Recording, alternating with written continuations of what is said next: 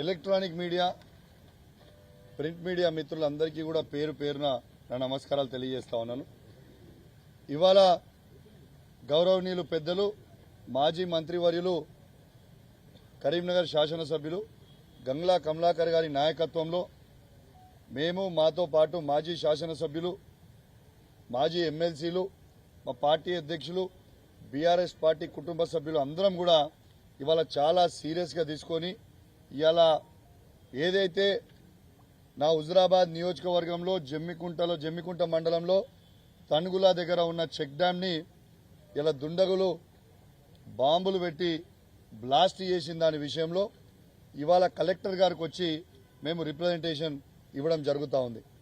ఇవాళ అది బ్లాస్ట్ చేసిండు, దాన్ని ధ్వంసం చేసిర్రు అని మేము చెప్పుడు కాదు, ఇది పొలిటికల్ ఆరోపణ అసలే కాదు. ఇది ఎవరి ఆరోపణ? డైరెక్ట్గా ఇరిగేషన్ డిఈ రవికుమార్ అనే వ్యక్తి జమ్మికుంట పోలీస్ స్టేషన్లో వచ్చి పిటిషన్ ఇవ్వడం జరిగింది. ఈ చెక్ డ్యామ్ని బ్లాస్ట్ చేసిర్రు, దీని దుండగులని వెంటనే పట్టుకొని అరెస్ట్ చేయండి అని డిఈ గారు ఇచ్చిండ్రు. ఇది మేము ఇచ్చింది కాదు, మేము చేసింది కాదు. ఇలా డిఈ అంటే ఎవరు? గవర్నమెంట్ అధికారి గవర్నమెంట్ అధికారే ఇవాళ దాన్ని ధ్వంసం చేసిండ్రు అని చెప్పిన తర్వాత ఇలా ఇప్పటి వరకు కూడా ఇంకా యాక్షన్ తీసుకోకపోతే ఎట్లా అని మేము అడుగుతా ఉన్నాం. చాలా చాలా బాధ కలుగుతా ఉంది. ఇది మేము రాజకీయ పరంగా ఏ పార్టీని ఎవరిని కూడా మేము దూషించడం లేదు. మాకు కావాల్సింది మా నాయకుడు కేసీఆర్ గారు మాకు నేర్పించింది రైతులకి అండగా నిలబడాలి మనము కష్టకాలంలో ఉంటే అని మా నాయకుడు మాకు కేసీఆర్ గారు నేర్పించిండ్రు.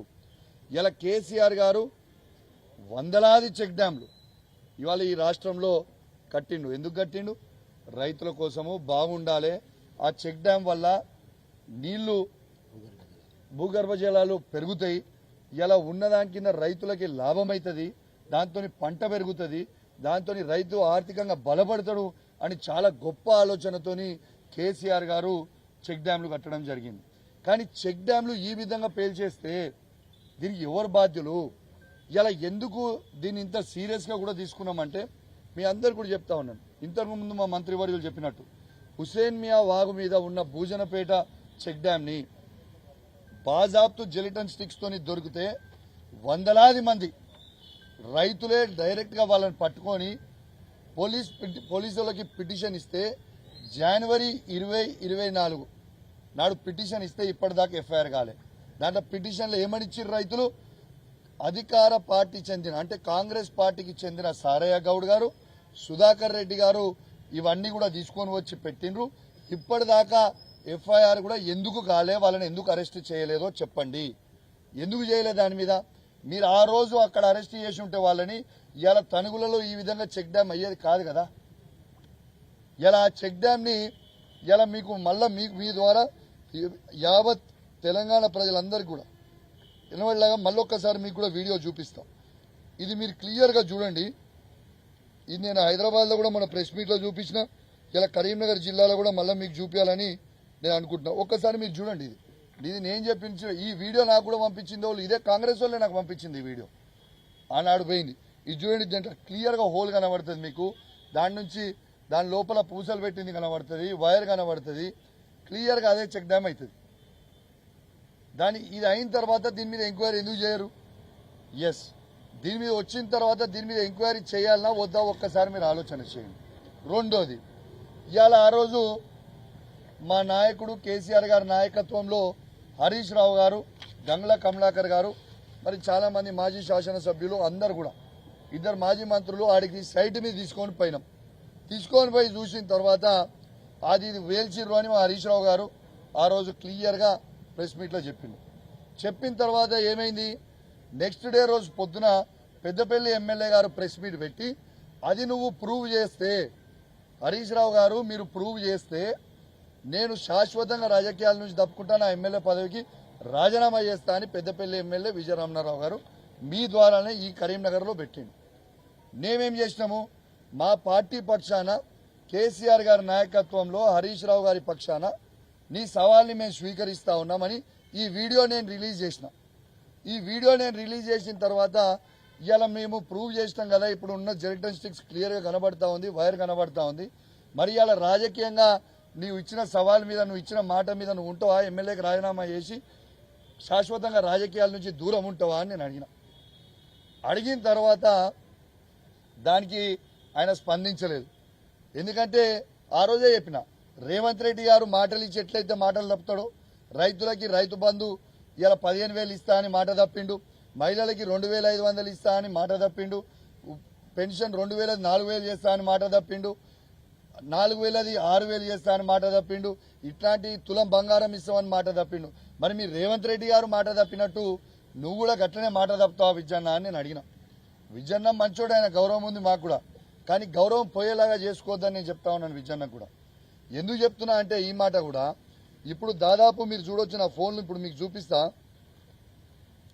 ఒక 500 మంది తోని ఫోన్లు చేపిస్తా ఉన్నారు, ఏమని బెదిరిస్తా ఉన్నారు ఫోన్లు చేసి. ఇవన్నీ మిస్డ్ కాల్ చూడొచ్చు, ఇగో ఇప్పుడు కూడా గదే ఫోన్ కాల్ ఉంటాయి మీరు చూడరు, ఇవన్నీ ఫోన్లు గవే ఫోన్లు చేపిస్తా ఉన్నాడు. చిన్న పిల్లగాడు చేపించినాడు, దీనికి ఎవడో భయపడతాడు అన్నట్టు. విజయన్న నేను నిన్ను అడుగుతా ఉన్నాను, నిన్ను సవాల్ ఎవడు విసిరమన్నాడు? ఎవడైనా రైతులు అడిగిందా నిన్ను? మేము అడిగినామా నీ సవాల్ విసిరమని? సవాల్ నువ్వే విసిరినావు, నీ సవాల్ని మేము స్వీకరించినాం. స్వీకరించి చూపించిన తర్వాత ఇవాళ నీకు జవాబు లేకుండా మీ కాంగ్రెస్ పార్టీ కొందరు బ్రోకర్లతోని ఫోన్లు చేయించి బెదిరిస్తా ఉంటే భయపడేటోడు ఎవడున్నాడు? విజయన్న ఒకటి గుర్తుపెట్టుకో, మీ రేవంత్ రెడ్డికే నేను భయపడలే, మీ రేవంత్ రెడ్డినే నా వెనుక బరాబర్ అని రోజు నిలదీస్తా ఉన్నా. ఈ బచ్చగాలు వాళ్ళు వీళ్ళు ఫోన్ చేస్తే మేము భయపడతాం అయింది. ఒక్కసారి మీరు ఆలోచన చేయండి విజయన్న గారు, ఇట్లాంటి చిల్లర పనులు బంద్ చేయరి. అదే మేము నీకు నువ్వు 55 ఏళ్ళు 60 ఏళ్ళు ఉంటావు, ఆ ఏజ్లో నీకే అంత తీటుంటే 40 ఏళ్ళ పిల్లగాని మరి నేను కూడా, మరి నాకెంత తీటుంటుందో ఒక్కసారి ఆలోచన చేసుకో. నువ్వు ఇష్టం ఉన్నట్టు చేయదలుచుకుంటే నా ఇష్టం ఉన్నట్టు నేను కూడా చేస్తాను. రేపు నువ్వు ఇదే విధంగా మీరు కంటిన్యూ అయితే రేపు మా బీఆర్ఎస్ పార్టీకి మేము కూడా కాల్ ఇచ్చి మా హుజరాబాద్ నియోజకవర్గం నుంచి కావచ్చు, మీ పెద్దపల్లి నియోజకవర్గం నుంచి కావచ్చు, యావత్ తెలంగాణ నుంచి కావచ్చు, మా బీఆర్ఎస్ పార్టీ నాయకులు అందరూ కూడా నీకు ఫోన్ చేసి ఎప్పుడు రాజీనామా చేస్తున్నావు అని మేము అడిగిపించే పరిస్థితి తీసుకొచ్చుకోకు. ఉందాగా రాజకీయాలు చేయి, ఉందాగా ఉండు. నువ్వు సవాల్ విసిరినావు, నిన్ను ఎక్కడ కూడా నేను పర్సనల్గా విమర్శించలేదు, పర్సనల్గా మాట్లాడలేదు. నా నియోజకవర్గంలో నాకు సంబంధించిన రైతుల పక్షాన చెక్ డ్యామ్ అనేది బ్లాస్ట్ చేసిర్రు. ఆ చెక్ డ్యామ్ బ్లాస్ట్ చేయడం వల్ల రైతులకి నీళ్లు అనేది పోతే రైతులకు ఇబ్బంది పడతారు.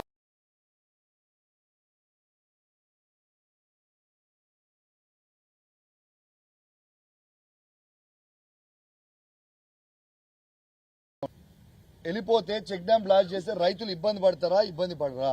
దీనికి నీకేం ప్రాబ్లం అవుతుంది? మీరు అధికార పార్టీ ఉన్నది, మరి ఎవరిని కాపాడుతా ఉన్నావు?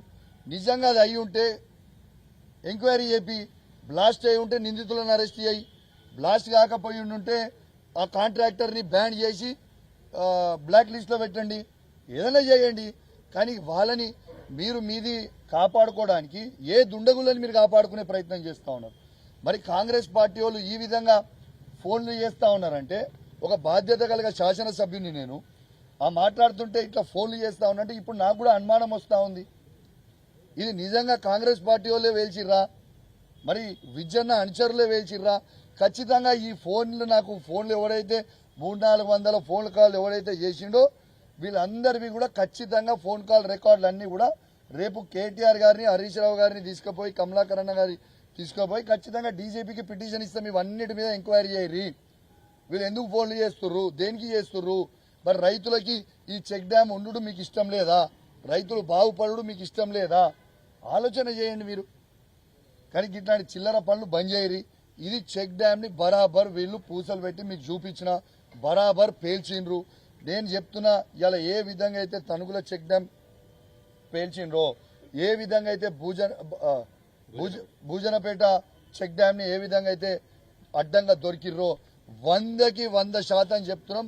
కాళేశ్వరం సంబంధించిన మేడిగడ్డని కూడా బాంబ్ బ్లాస్ట్ చేసిండ్రు, బరాబర్ వీళ్ళే చేసిండ్రు. అది ఇవాళ రైతులది ఆ రోజేమో ఆడ ఓట్ల కోసం, మేడిగడ్డదేమో ఓట్ల కోసం పేల్చిర్రు. రేవంత్ రెడ్డి గారు ఆ రోజు ఓట్ల కోసం అది పేల్చిర్రు బాంబులు పెట్టి. ఇవాళ ఇక్కడేమో ఉష్కేదండా కోసం ఇది పేల్చిర్రు. ఏందన్నట్టు ఇది? ఎన్ని రోజులు పేల్చుకుంటూ పోతారు? ఇది ఏమి పద్ధతి అని మేము అడుగుతా ఉన్నాం. మేము ఖచ్చితంగా చెప్తా ఉన్నాం, ఈ ప్రభుత్వాన్ని చెప్తా ఉన్నాం, ఈ రాజకీయానికి అతీతంగా చెప్తా ఉన్నాం, ఇది ఎటువంటి రాజకీయాలు లేవు. మరి కాంగ్రెస్ పార్టీ వాళ్ళు దీని మీద ఎంక్వైరీ చేసి ఇమ్మీడియట్ గా చెప్పాలి.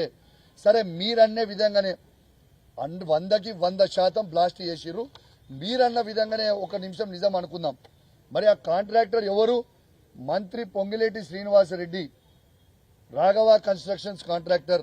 మరి ఆయన తప్పై ఉండుంటే మరి ఆయనని బ్లాక్ లిస్ట్ లో పెట్టి వేల కోట్ల రూపాయల కాంట్రాక్ట్ ఇలా కాంగ్రెస్ ప్రభుత్వంలో ఆయన చేస్తున్న కొడంగల్తో సహా మరి బ్లాక్ లిస్ట్ లో పెట్టి ఆ టెండర్లు క్యాన్సిల్ చేయండి, టెండర్లు క్యాన్సిల్ చేసి చేయండి. ఎందుకు చేయరు? మరి మీ నోటికొచ్చినట్టు మీరు మాట్లాడితే ఎవరు ఊరుకుంటారు? ఒకటే గుర్తుంచుకోర్రి, నేను అందరు కూడా చెప్తా ఉన్నాను, దీంట్లో రాజకీయాలు అవసరం లేదు, పిచ్చి పిచ్చి పనులు చేయాల్సిన అవసరం లేదు. ఇది రైతులకి నష్టం జరిగింది, రైతులు చాలా ఇబ్బంది పడతా ఉన్నారు, రైతులని ఆదుకోవాల్సిన బాధ్యత మనందరి మీద ఉన్నది.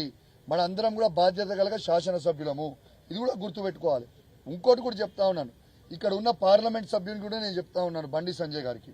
బండి సంజయ్ గారు కూడా తణుగుల రైతులు ఓట్లేస్తే నేను ఎమ్మెల్యే అయినా, తణుగుల రైతులు ఓట్లేస్తే బండి సంజయ్ గారు ఎంపీ అయినరు. మరి మీకు బాధ్యత లేదా?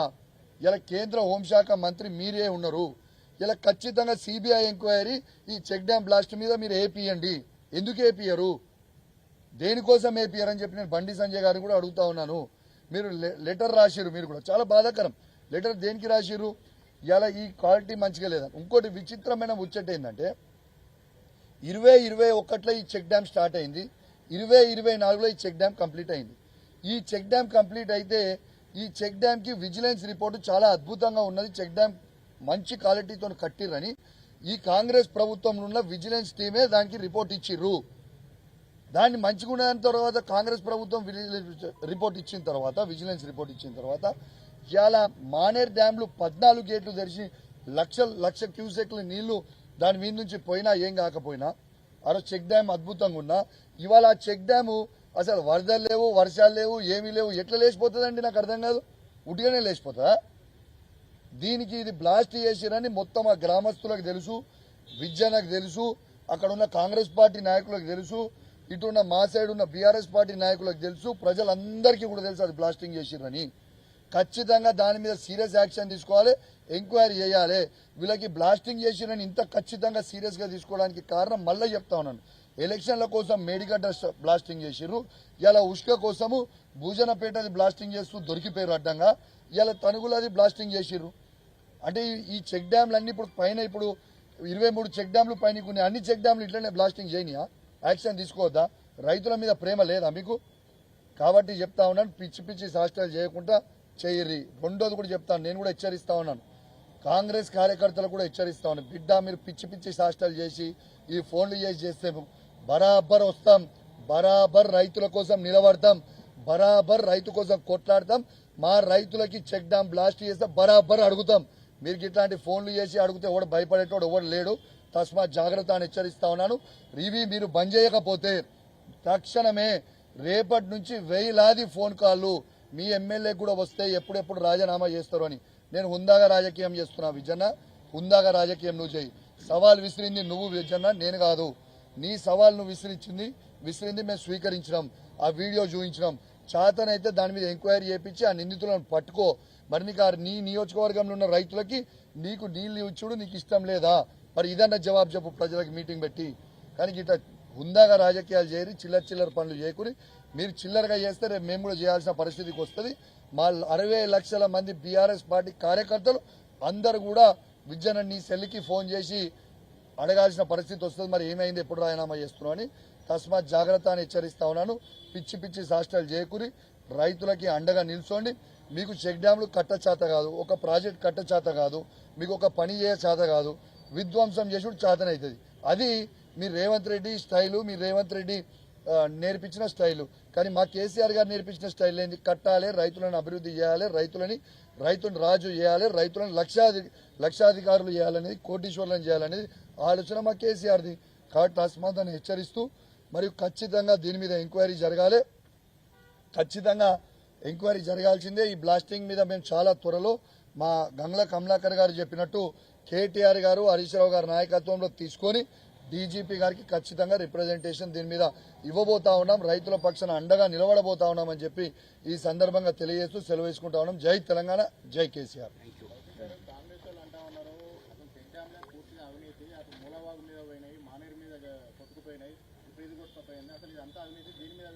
భాస్కర్ గారు, అసలు నీకు ఒక్కటే సింపుల్ చెప్తున్నా. వాళ్ళు సిబిఐ ఎంక్వైరీ ఆల్రెడీ కాళేశ్వరం మీద వేసుకొని నేను ఒక్కటే అడుగుతున్నా, మరి దీనికి జవాబు ఏం చెప్తారు? ఇది పూస క్లియర్ కనబడతా ఉంది మీకు, చూడండి. దీంట్లో ఇది అక్కడి నుంచి నాకు కాంగ్రెస్ పార్టీ నాయకులు పంపించిన వీడియోనే, వెరీ వెరీ క్లియర్. ఇంతకు ముందు కూడా పూసలతోని భూజనపేట దగ్గర రెడ్ హ్యాండెడ్ గా పూసలతోని మన జెలిటన్ స్టిక్స్ తోని రైతులు పట్టుకొని కంప్లైంట్ ఇచ్చారు కదా వాడు వేలుస్తున్నారని. దీని మీద బట్టలు ఎందుకు చింపుకుంటారు కాంగ్రెస్ వాళ్ళు? ఎంక్వైరీ చేయరి. కాంట్రాక్టర్ తప్ప అయి ఉంటే మన బ్లాక్ లిస్ట్ లో పెట్టుర్రి, వద్దంటలేము కదా.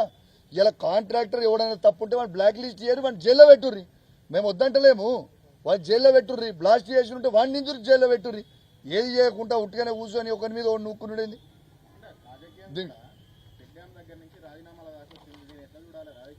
అరే మీకు ఒక్కటే చెప్తున్నా భాస్కర్ గారు, నేను ఏనాడు వాళ్ళని రాజీనామా చేయని విజయాన్ని మేము అడగలేదు, నీది ఏం చేయరని మేము అడగలేదు. మేము వెరీ క్లియర్గా మేము అడిగింది ఏంది, ఈడ బ్లాస్ట్ జరిగింది, దీని మీద ఎంక్వైరీ చేయండి అని మేము అడిగినాం. నువ్వు ప్రూవ్ చేస్తే నేను రాజీనామా చేస్తా, నువ్వు ఒక్కడు కూడా చూపించగలుగుతాయి అని అన్నాడు. నేను అనలే కదా, రైతులు అడగలే కదా, విజయన్ననే అడిగిండు కదా. విజయన్న అడిగిన దానికి మేము ప్రూఫ్ చూపించినాము, రాజీనామా చేయమంటున్నాము. ఇక రాజీనామా చేస్తాడా లేకుంటే వాళ్ళు రేవంత్ రెడ్డి మాట తప్పినాడు తప్పుతాడా, తప్పుకొని దానికి ప్రజలు కూడా చూస్తూ దాని ప్రజలు ఖచ్చితంగా టైం వచ్చినప్పుడు నిర్ణయిస్తారు దాని మీద. మేము రైతుల మీద ప్రేమతో